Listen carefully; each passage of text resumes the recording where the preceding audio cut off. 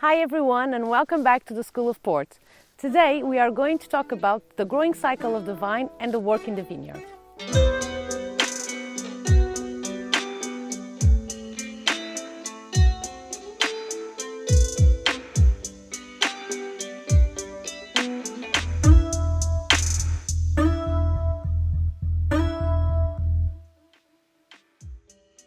As you know, in this part of the world we harvest only once a year, typically in September, but there are a lot of stages that our Vitis vinifera goes through before showtime.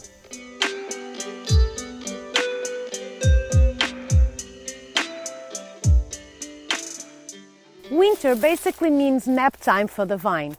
Lower temperatures cause it to become dormant, and so they are at their lowest point of activity between December to March. January sees the first round of pruning before bud break begins in earnest March and April. This is a slow waking up of the vine and the appearance of small buds. Leaves too begin to grow, and these will be integral to the vine's survival over the next few months.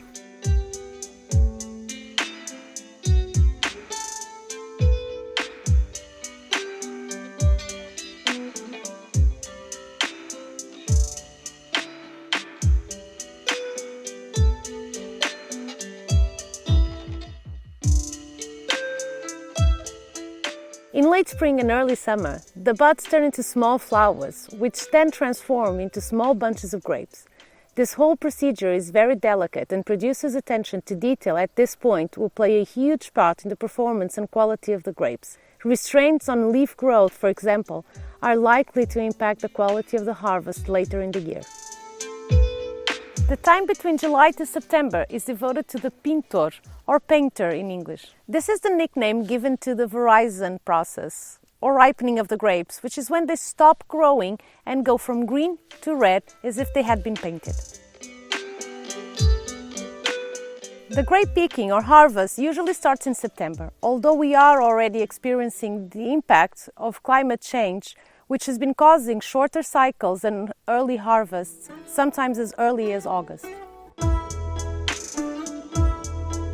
All the grapes are picked by hand in the Douro, and it takes about 6 weeks to harvest all of the 42,000 hectares of vineyard in the Douro, and it takes about 20,000 people to do that job.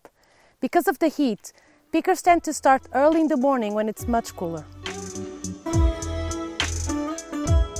Increasing depopulation of the Douro has serious implications not only in port production but for the whole region. Will the sons and daughters of the Douro be able to continue this ancient work? Stay tuned to see what the future brings at School of Ports, brought to you by the Port Med people at Symington Family Estates.